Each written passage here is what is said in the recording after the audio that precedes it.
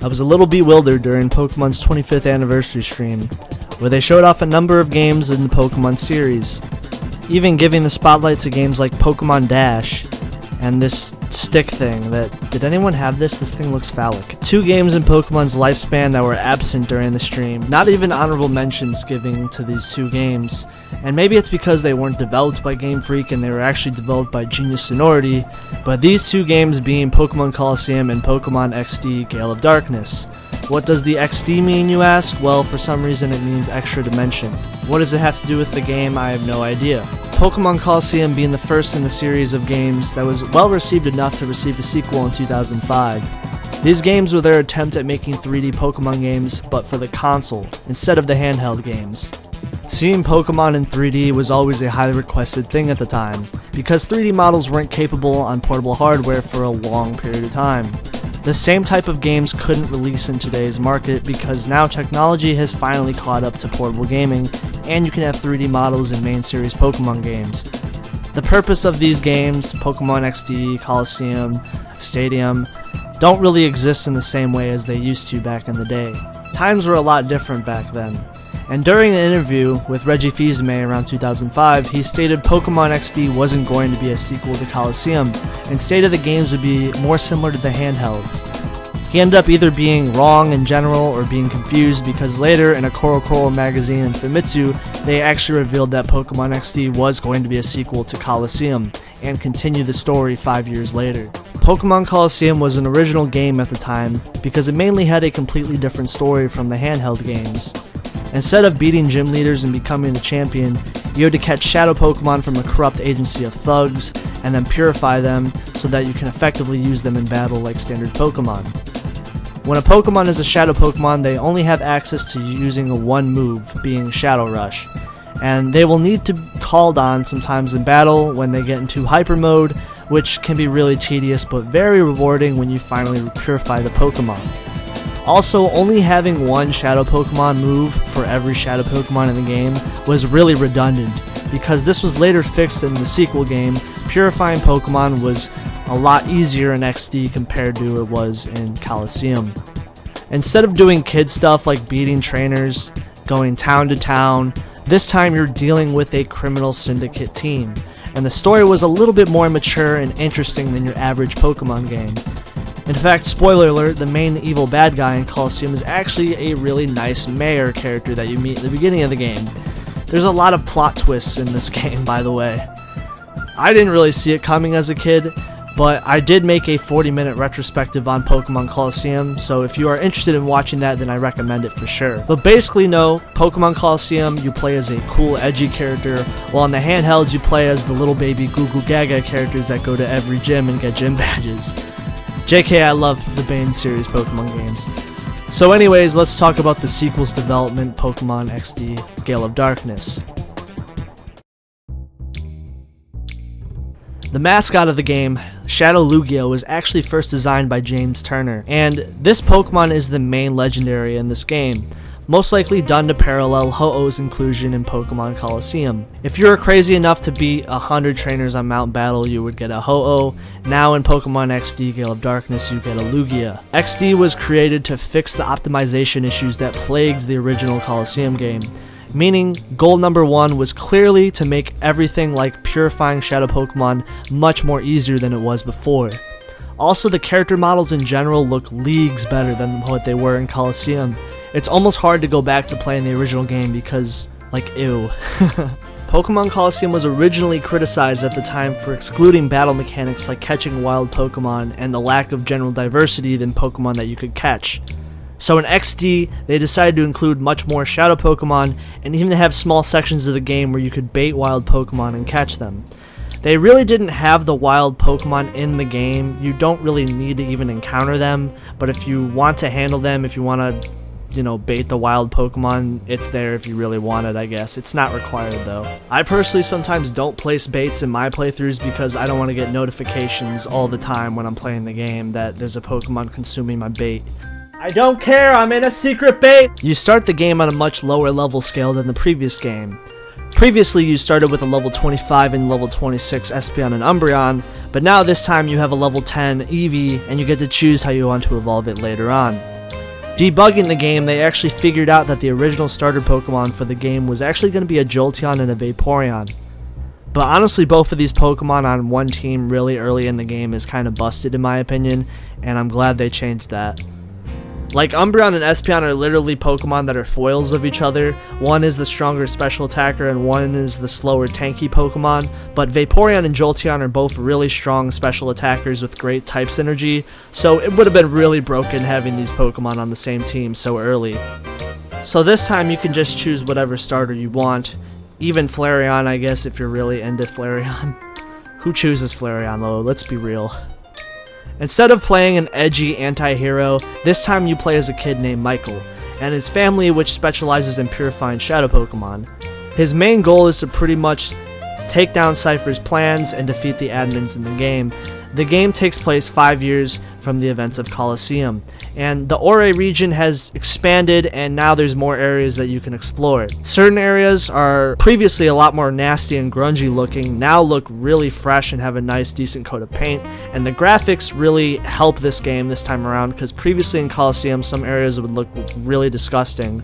And now they look a little bit sleeker, a little bit cleaner. This is during the end of the GameCube's life cycle, so things are a little bit more ironed out this time. There are plenty of new areas that you haven't been to before, and there's also some returning areas too. As far as changes between two games, the gameplay is overall the same. Hyper Mode has been renamed to Reverse Mode.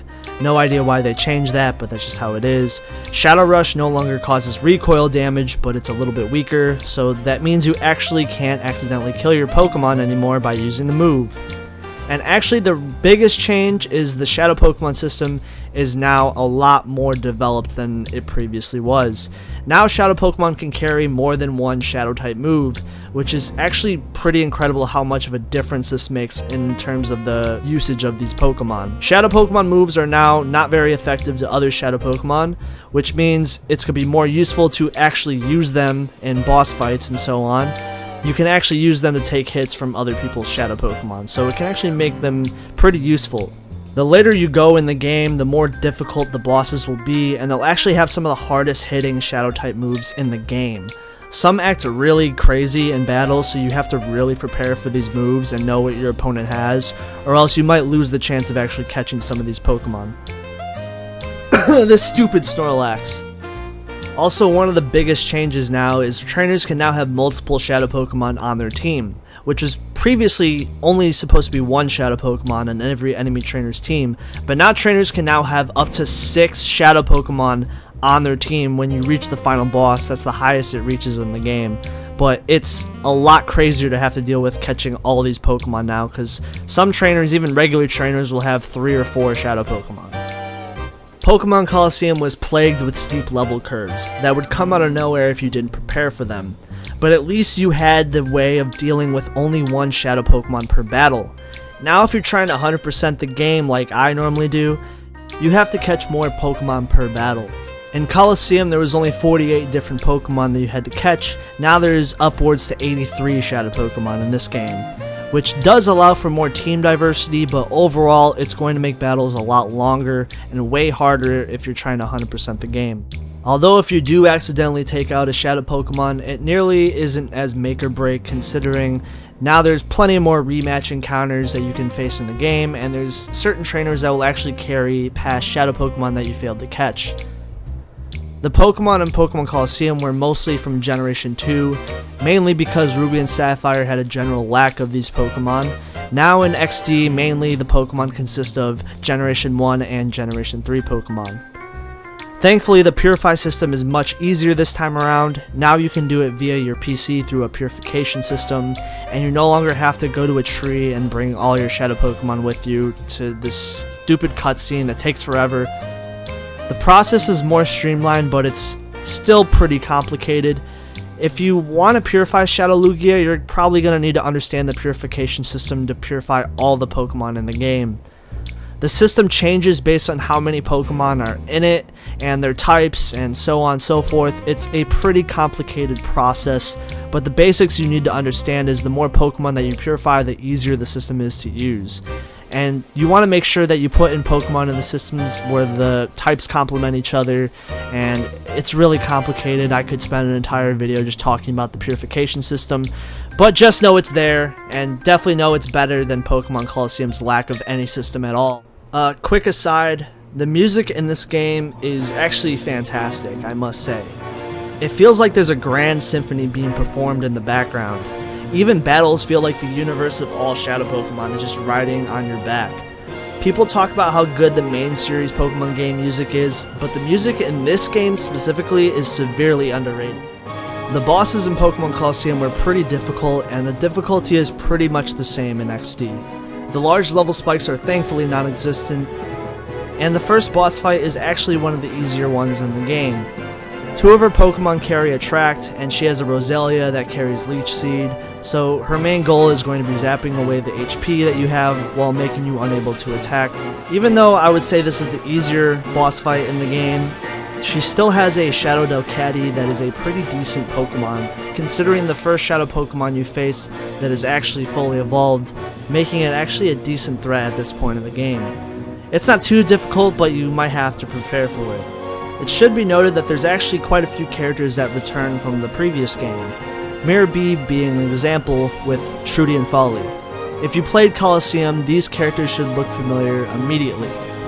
They look a lot better in this game, and thank God for those better character models.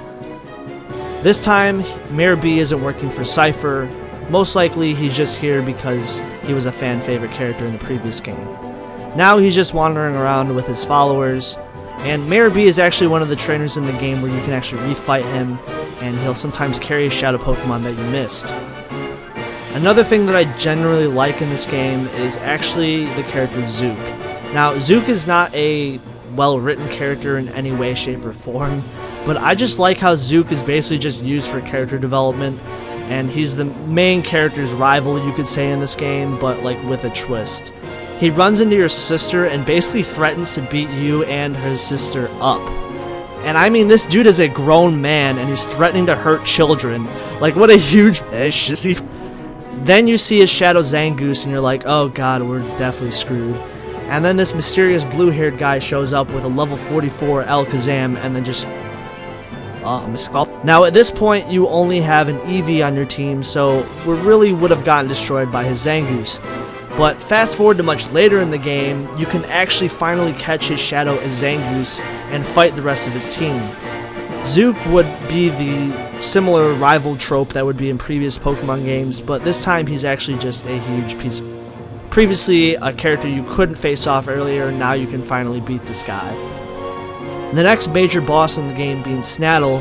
This is where the game actually gets a little bit more challenging at this point, as Snaddle carries a really decent team, with both Lantern and Quagsire on his team, all having decent type coverage at this point in the game, even carrying a cast form that has decent coverage moves as well, and a Shadow Lunatone that carries Shadow Sky, where it damages all Pokemon that aren't Shadow Pokemon, similar to what would be Sandstorm or Hail normally.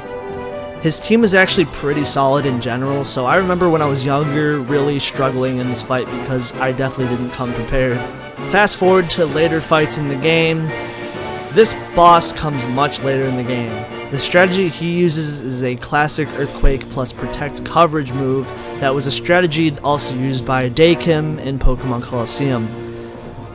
This guy's name is Gorgon. He carries two Shadow Pokemon, being that when his Shadow Pokemon start to become more frequent in the game, every Pokemon on his team has Earthquake and two of them carry Protect. So the thing you have to really watch out for is when you try to catch a Shadow Pokemon that he doesn't accidentally use Earthquake on his own Pokemon and take them out. By the way, this is like one of the strangest characters in the game. For some reason he like leaps and drags his arms around like a monkey, which is like really strange, but considering we fought a tall man with red and white afro, I guess there's other weird stuff in the game too. So the main bad guy is confirmed to actually be the evil old man from the beginning of the game. Sort of a plot twist similar to the many plot twists that were in Pokemon Colosseum. Now it's time to go to Citydark Isle, where you face a gauntlet of trainers and bosses, and even rematches of all the previous Cypher bosses you face at this point with remixed teams. Even basic trainers will carry multiple Shadow Pokemon on their team at this point. So it's important to come with plenty of Ultra Balls, and think of it as this point of the game is like Victory Road. That would be in a main series Pokemon game. There are plenty of boss fights though, including rematches of older trainers that I mentioned earlier. So the first boss that you actually face that is different though is, remember the blue-haired guy who saved you in the beginning of the game? Well, in sort of a plot twist, he's actually completely evil, and his entire family is evil too. Even the old guy who is his father is evil as well. You actually get to face his team, including his level 44 Alakazam, showing the character progression that your main character has truly gone onto, as now you're on this guy's level 2. He's easily one of the most difficult trainers in the game, as he has a Shadow Snorlax with the move Shadow End, which has 120 base power. It takes recoil damage and it takes half of his HP away, which makes this thing a real hassle to try and catch, as Snorlax hits like a truck, and he can potentially take himself out as well. He has a Shadow Electabuzz and a Shadow Swallow, as well as a really diverse set of Shadow Pokemon moves on both of these Pokemon. His team in general is really strong, as his Heracross even has Mega Horn and has a Hydro Pump and Ice Beam Kingdra. This fight I would say is one of the most difficult fights in the game, just because of how aggressive his team is. Oh yeah, and it turns out that this character is one of the most evil characters in the game, because, spoiler alert, even after you defeat the final boss, this guy basically comes in and says, "Hey Dad, what if we blow up the entire island so no one can know that Cypher ever exists? Then we can just get away." Yeah, so this dude is basically totally down with killing hundreds of people and blowing up an entire island in order to cover for his ass. And he declares this random 10-year-old kid his biggest enemy to Cypher. Like, this dude is 10 years old. Yeah, this guy is pretty much as evil gets, especially for a Pokemon game. And people speculated if there was ever a sequel that this blue-haired guy, Ardos, could potentially try and continue Cypher somewhere, but obviously we've never seen a sequel to this game. Anyways, the next boss is actually the red-haired brother, Eldis, and he actually doesn't really want to fight you. Unlike his complete evil brother, the red-haired Eldis is actually more laid back and reserved. He actually states many times that he doesn't want to fight you on these terms. He's really only doing it because, well, his father's telling him to do it. He questions the motives of Cypher the entire game. His team consists of really strong Pokemon carrying a Shadow Manectric, Marowak, Lapras, and Salamence. His Pokemon is mainly just powerhouses. Be careful to be able to have something to deal with the Salamence, as the Salamence is level 50, which is one of the strongest Shadow Pokemon you'll actually face in the game at this point. His fight is kind of annoying, but normally I found Ardos to be more difficult, as his Ninjask and Flygon on Eldis' team are pretty easy to take out, and you could just deal with the Shadow Pokemon after that, which 2 of them carry Shadow End, and Lapras carries Shadow Sky, so it's important to prepare for those 2 as well. After fighting Eldis, you face the final boss, Greevil, and you know he's evil because it's literally in his name.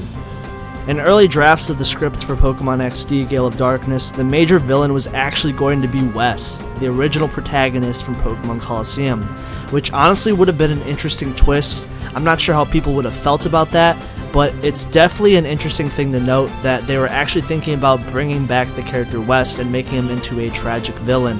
Considering he isn't mentioned at all in the game, this definitely would have been really interesting either way. On to the actual fight with Greevil. The fight actually consists of 2 stages. Stage 1 being against his Shadow Lugia, which if you've held onto the Master Ball at this point, now is pretty much the time to use it. Or you can face the Shadow Lugia against the rest of your team, which isn't impossible but certainly takes a lot longer than just using the Master Ball. And then after taking out Shadow Lugia, you face his entire team of 6 Shadow Pokemon, 3 legendaries, Zapdos, Moltres, and Articuno, and then a Tauros, Rhydon, and Exeggutor. These Pokemon are actually really strong, and it's important to prepare for these legendaries, especially because they have Shadow Fire, Bolt, and Chill, which are really strong moves that cause status inflictions. Tauros and Exeggutor both carry Shadow End, which the move is really annoying, as I mentioned earlier. Once you defeat Greevil though, the Shadow Pokemon plan with Cypher is now over, and the main story is complete. As far as post-game, it's very similar to Colosseum, where there's a handful of tasks that you can perform and shadow Pokemon that you can catch that are left over. There's some trainers to beat, so on and so forth, but the game is pretty much done at that point. Now, as far as how Pokemon XD holds up, Pokemon Colosseum was the first of 3D Pokemon game with a story mode, outside of Stadium, of course, which didn't really have nearly as much of a story mode. Pokemon XD perfected the formula. A lot of the faults that existed in Pokemon Colosseum are now removed and made a lot more streamlined. It really shows, considering the game was made at the end of the GameCube's life cycle. The game was criticized by reviewers for recycling older material from Colosseum, and while the game did do that, the graphical upgrade between two of the games, combined with the new areas that are in the game, really made the game feel fresh. People were very disappointed that there wasn't a diverse wild Pokemon system that was consistent with many main story Pokemon games like on the handhelds, but really, like, come on, why are you nitpicking this much? You can't, like, take the game for what it is, you just want wild Pokemon in the game. Like, obviously this game is different. Another review site stated that the game wasn't mature enough and was too easy, and well, he must have certainly not played the game for longer than 10 minutes, I guess. This game didn't have enough fan service, I guess. It didn't have Charizard on the cover of the game to get those X and Y review scores. Or maybe it should have cut a portion of the game and sell it later as DLC like Sword and Shield. Yes, I know that makes no sense, but personally, I think reviewers and critics were way too hard on this game for no reason. And it seems like every time these publications are given review copies of main series Pokemon games with a bunch of fan service everywhere, and these games become the greatest thing since sliced bread. Pokemon XD was a more refined version of its predecessor. While it's a slow game, sometimes there's very monotonous grinding, especially if you're trying to catch all the Pokemon and so on and so forth, but for really, it's just a much better version of Colosseum, and I recommend it if you haven't played it. In fact, I recommend it more than its predecessor, as the game in general is a lot better than Colosseum, and die-hard Pokemon fans will probably like the challenge that this game has to offer. In fact, dare I say it, this is one of my favorite Pokemon games of all time despite its flaws. It was during a time where the series was down to try new things, and fan service was much less of a factor for the game. But obviously, things like Charizard and fan service sell, so, you can't really blame Game Freak, I guess. While Gale of Darkness was a challenging game, that type of challenge seems non-existent compared to the games that come out today. So definitely try out the game if you haven't played it. It's very underrated. So if you have $200 laying around, oh my god, $200? The game is basically a collector's item at this point. If you somehow have the game, go ahead and play it, but do what you gotta do to play the game. I don't see them ever remaking or making a sequel to these games anytime in the future, considering the purpose for these games was for a Pokemon game to be on consoles. It's basically pointless now because the Switch and handheld consoles and the console home environment have pretty much caught up with each other.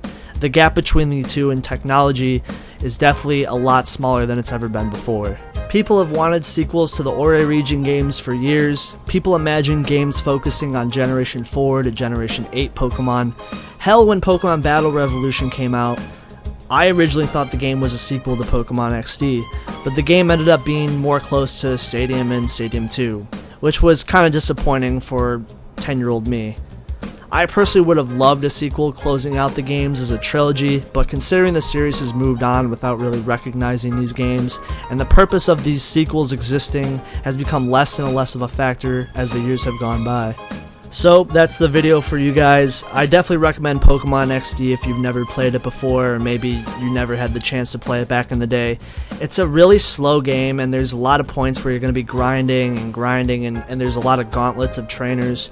But if you like making a team and just like going through that stuff and catching shadow Pokemon, so on and so forth, then you'll definitely probably find the game really enjoyable, especially if you're a diehard Pokemon fan. I definitely recommended checking it out however you can, maybe paying the $200 or other ways you want to somehow get the game. Definitely do it. As far as this video is done. I appreciate you guys for watching and being fans of my content. I've been trying out new things recently, and I've been really kind of pushing the content recently, so I hope you guys enjoy. I have a Patreon in the description if you guys want to check that out. You get videos early, and also you get a bunch of other Patreon benefits. As far as this video goes, I would say this video is pretty much over. So yeah, make sure you like, comment, and subscribe. I appreciate you guys. Peace out and have a good day.